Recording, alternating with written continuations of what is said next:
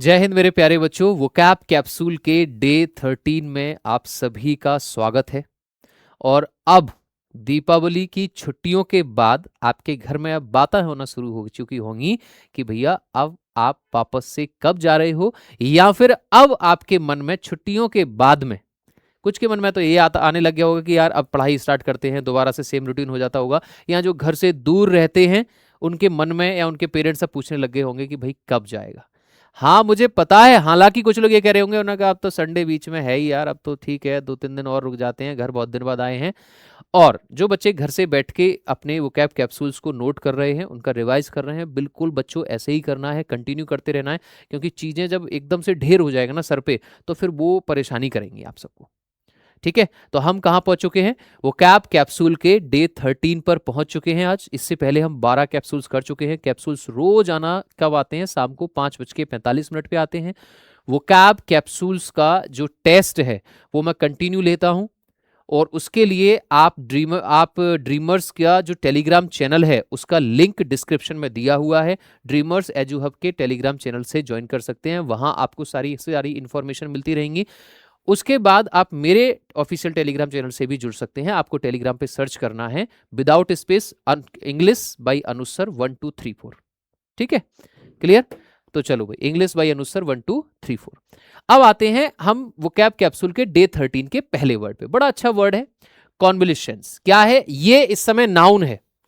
अगर मैं इसमें से लास्ट के 2 लेटर हटा दूं ना, ठीक है, कॉन्वोलेट कर दूं, यहां से इतना कर दूं, ये 3 वर्ड हटा दूं एनसीई, तो ये वर्ब हो जाएगा। और अगर मैं यहां से सीई को रिमूव करके टी लगा दूं कॉन्वोल्यूशंट, तो ये एक एडजेक्टिव हो जाएगा। तो मैं आपको पहले ही बताता हूं कि वोकैबुलरी जब आप करते हैं तो पार्ट्स ऑफ स्पीच चेंज हो सकती है। But parts of speech change होने से अगर डायरेक्ट सिनोनियम या डायरेक्ट एंटोनियम पूछे हैं तो उनके मीनिंग पर इतना फर्क नहीं पड़ता। हालांकि अगर क्लोज टेस्ट में आ जाए तो बिल्कुल इन चीजों से फर्क पड़ेगा, वहां आपको वर्ब चूज करनी पड़ सकती है, नाउन। तो कॉन्वोल्यूशंस ये नाउन है। ठीक है, अगर मैं इसमें से एनसीई रिमूव कर दूं तो ये एक वर्ब बन जाएगा। अगर मैं इससे सीई रिमूव करके टी लगा दूं तो ये एक एडजेक्टिव बन जाएगा। कॉन्वोल्यूशंस का मतलब क्या होता है? रोग मुक्त होना। फॉर एग्जाम्पल, किसी को कोई परेशानी हो गई, किसी को बीमारी हो गई, और बीमारी के बाद में जो उसने दोबारा से अपनी हेल्थ गेन की है उसको रिप्रेजेंट करा जाता है आपके कॉन्वोल्यूशन से। To recover health and strength after sickness, बीमारी के बाद में अपनी हेल्थ को दोबारा से रिकवर करना। अब आते हैं सिनोनियम्स पे। देखो ये नाउन है तो रिकवरी भी आपका नाउन है। और मैं पहले ही बता रहा हूं, रिकवरी में से अगर आपने बाई को हटा दिया तो ये एक वर्ब बन जाएगा, रिकवर, यानी कि हेल्थ गेन करना। ठीक है, क्लियर? नेक्स्ट वर्ड अच्छा वर्ड है रेकुपरेशन। देखो वहां इससे कल वाला जो वर्ड था ना रिकॉन्डाइट, जिसका मतलब था छुपा हुआ होना, वो अलग है, रेक्यूपरेशन अलग है। रिकॉन्डाइट का मतलब छिपा हुआ अलग था, रेक्यूपरेशन का मतलब क्या है? अपनी हेल्थ गेन करना दोबारा से, ये अलग वर्ड है। हीलिंग का मतलब क्या है? कि सर मुझे घाव हुआ लगा था, मुझे चोट लगी थी, अब मैं धीरे धीरे हील कर रहा हूं, अब मैं धीरे धीरे ठीक हो रहा हूं। हील करने को मतलब क्या है? ठीक होना। ठीक है, रिहैबिलिटेशन, रिहैबिलिटेशन, अब इसका मतलब वो मत समझना कि यार रिहैबिलिटेशन में सेंटर में जा रहे हैं। रिहैबिलिटेशन का मतलब भी क्या होता है? धीरे धीरे किसी बीमारी, किसी परेशानी, किसी चोट या घाव के बाद में जब आप धीरे धीरे ठीक होते हैं, उस प्रोसेस को रिप्रेजेंट करता है। रिवाइवल या रिसर्सिटेशन। ठीक है, रिसर्सिटेशन का मतलब भी क्या होता है? अपनी हेल्थ को दोबारा से रिकवर करना। अब आते हैं एंटोनियम। डिटेरियोरेट का मतलब क्या होता है? सर डिटेरियोरेट का मतलब आप डिक्लाइन से रिप्रेजेंट कर सकते हैं या आप वर्सन से रिप्रेजेंट कर सकते हैं। डिटेरियोरेट का मतलब क्या है? भाई तुम्हारी जो हेल्थ है ना वो दिन प्रतिदिन वर्ष होती चली जा रही है, दिन प्रतिदिन वर्षन होती चली जा रही है, दिन प्रतिदिन गिरती चली जा रही है। डिटेरियोरेट का मतलब क्या होता है? दिन प्रतिदिन किसी चीज का कम होना, दिन प्रतिदिन बेकार होना, बद से बदतर होते चले जाना या गिरते चले जाना। डिटेरियोरेशन कम होना, हेल्थ का गिरना। डिक्लाइन होना, फेलिंग का मतलब क्या है? हेल्थ फेल हो रही है, ठीक है, कम हो रही है। वर्शनिंग, देखो ये आ गया ना, वर्शनिंग वर्ष से रिप्रेजेंट कर रहा था, दिन प्रतिदिन कम होना। डी जनरेशन, देखो एक तो होता है जनरेशन, जनरेट करना किसी चीज को, एक होता है डी जनरेशन, किसी चीज का गिरना। एंड एक है languishing. Sir what is the meaning of languished? Languish दिखाता है एक बहुत ही दयनीय और बेकार अवस्था को। और अगर किसी की हेल्थ लैंग्विशिंग हो रही है, इसका मतलब उसकी हेल्थ लगातार गिर रही है, वो लगातार बीमार होता चला जा रहा है। She will continue her convulsions at home. बीमारी के बाद में वो घर आई थी और घर के बाद अब हॉस्पिटल आई थी और हॉस्पिटल के बाद में अब घर जा चुकी है और वो अपने बीमारी के बाद ठीक होने की जो प्रतिक्रिया है, जो प्रोसेस है, वो घर पर रहकर अपना कंप्लीट करेगी। तो इसको नोट करो फटाफट से। फिर मैं लेके चलता हूं आपके वोकैब कैप्सूल डे 13 के वर्ड नंबर 2 पर। प्यारा सा वर्ड है, अच्छा सा वर्ड है, नॉर्मल सा वर्ड है, हाँ, लेकिन इतना मैं जरूर बोलूंगा, इसमें आपका ये ठीक है और ये तीनों शब्द आपके प्रीवियस ईयर के हैं, जिसमें से ये और ये बहुत बेहतरीन शब्द हैं और नए शब्द हैं। वर्ड क्या है आपका? वर्ड है एंटेडिलुवियन। ये एक एडजेक्टिव होता है। इसका मतलब क्या होता है? पुराने जमाने का। कोई फॉर एग्जाम्पल आप कहीं घूम रहे हैं किसी शहर में और आपको एक बहुत अजीब सा कोई बर्तन मिला जिसको आपने देख के लगता है यार ये तो प्री हिस्टोरिक टाइम का, ये तो बहुत पुराने जमाने का। तो एंटेडिलुवियन का एक एडजेक्टिव है जिसका मतलब है पुराने जमाने का होना, ओल्ड फैशन्ड होना, या ऐसी कोई चीज होना जो अब चलन में नहीं है। एक्सट्रीमली ओल्ड फैशन्ड सिनोनियम्स क्या है? ओल्ड फैशन्ड पुराने जमाने का होना, प्री हिस्टोरिक टाइम का होना मतलब बहुत पुराने जमाने का होना, प्री हिस्टोरिक टाइम का होना। ऑब्सोलीट का मतलब क्या होता है? ऑब्सोलीट का मतलब क्या है? Something which is not in fashion in present time. कोई भी ऐसी चीज जो अभी प्रेजेंट टाइम पर फैशन में नहीं है, जो पुराने जमाने में फैशन में थी या जो पुराने जमाने की थी, उसको रिप्रेजेंट किया जाता है भैया ऑब्सोलीट से। नेक्स्ट वर्ड है एंटीक। सर इसको तो बताने की जरूरत ही नहीं है यार, ये तो बड़ा एंटीक पीस है। एंटीक पीस मतलब तुम्हारी सोच तो बड़ा पुरानी है, तुम तो बहुत पुराने जमाने को हो, ठीक है। प्राइमोर्डियल पुराने जमाने का होना, हॉरी एंड जेरियाट्रिक दोनों ही बढ़िया शब्द हैं और दोनों का मतलब क्या होता है? पुराने जमाने का होना, बहुत पुराना होना जो अभी आपका फैशन में नहीं है। और भैया इसको तो आप, ये तो मूवीज में पता नहीं कितना यूज किया जाता है। जो पुराने जमाने में बहुत बढ़िया और फैशनेबल चीज होती थी उनको रिप्रेजेंट किया जाता है विंटेज से। बहुत बढ़िया चीजें जो पुराने जमाने की थी, लेकिन अभी क्या है? अब तो ओल्ड फैशन हो गई।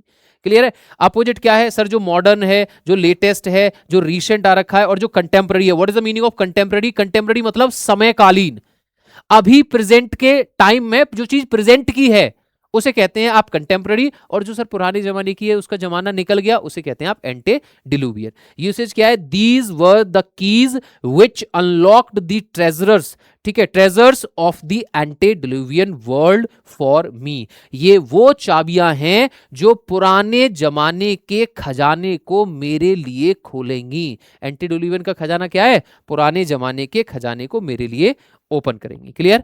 तो आज के वोकैब कैप्सूल 13 का जो वर्ड 2 था वो हमारा हो गया। अब मैं आपको लेकर चलता हूं आपके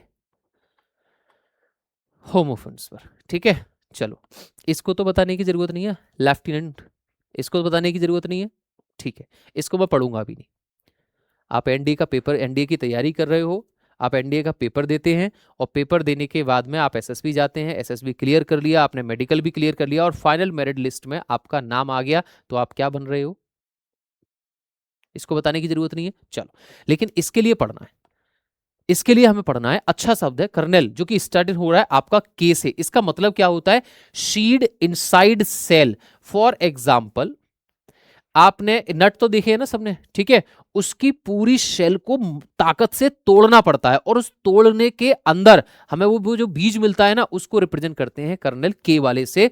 popcorn is made by heating the kernel until it explodes. Popcorn बनाने के लिए तुम्हें इसको तब तक क्या हीट करना पड़ेगा जब तक कि जो अंदर वाली जो कर्नेल है, जब तक कि कर्नेल एक्सप्लोड हो जाए और अंदर वाली शीड एकदम से हमारे सामने आए, खाने के लिए प्रोड्यूस हो। कर्नेल रिप्रेजेंट करता है किसी सेल के अंदर की शीड को। सेल क्या है? ऊपर का जो खोखला होता है ना उसका, उसको रिप्रेजेंट करते हैं, और उसके अंदर की शीट जिसको हम खा सकते हैं या बो सकते हैं, उसको रिप्रेजेंट करते हैं कर्नेल से।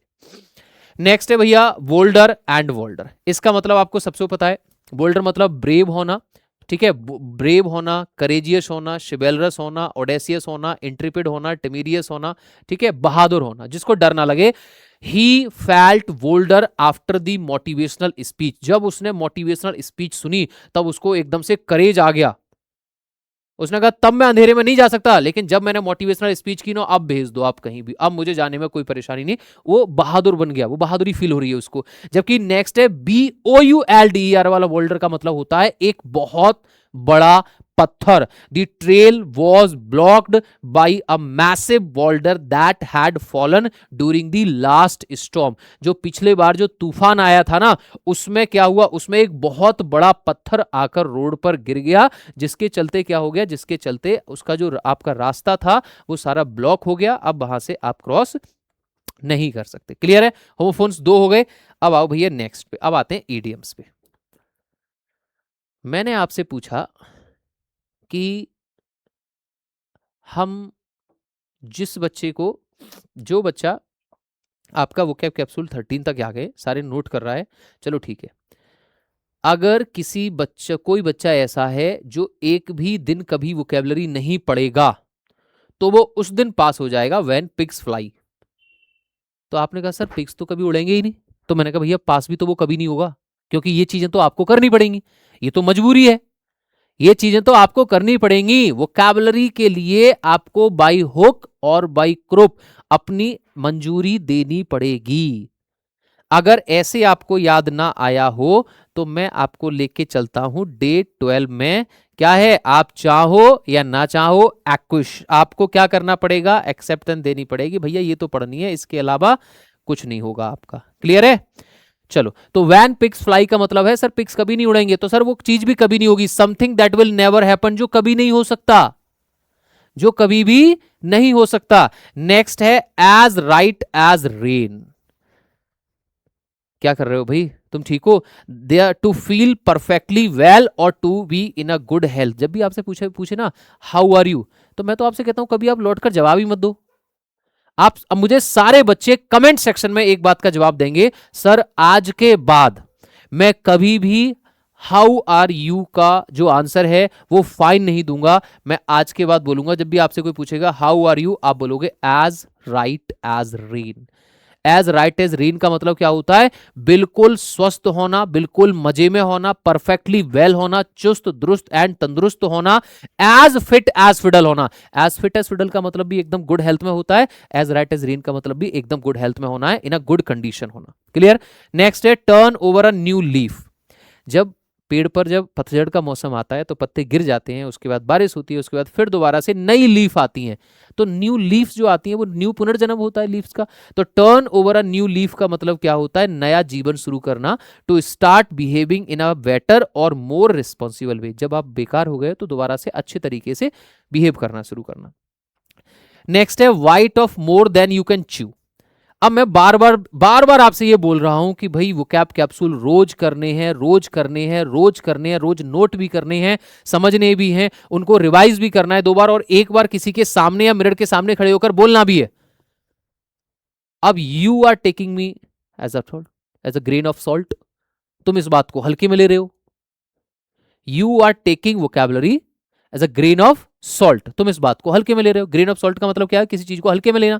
बाद में क्या होगा, सर एक काम करो आप 50 के 50 वोकैब कैप्सूल करा दो, हम एक बार में कर लेंगे, फिर नहीं होने के। It means you are going to bite off more than you can chew. जितना तुम कर सकते हो उससे ज्यादा एक दिन में आपने चीजें लेनी करने को, अपनी क्षमता से अधिक काम करना, to take on a task और responsibility that is too big to handle. एक साथ वोकैबुलरी हैंडल नहीं होगी। नेक्स्ट है to get into hot water. अपने आप को अगर आप हॉट वाटर में डाल लोगे तो अच्छी चीज में डालोगे, बुरी चीज में, सर जल जाएंगे हम बिल्कुल। तो क्या है, to get into hot water का मतलब क्या है, अपने आप को समस्या में डाल देना, अपने आप को परेशानी में डाल देना। तो भाई ये वोकैब कैप्सूल का जो डे 13 है उसके हमने क्या क्या कर लिया आज के, उसके हमने 2 वर्ड भी हो गए, हमारे 2 होमोफोन्स भी हो गए, और जो 5 ईडियम्स हैं वो भी हमने चल लिए। अब तक हम कितने कर चुके हैं, लगभग 26 वर्ड कर चुके हैं।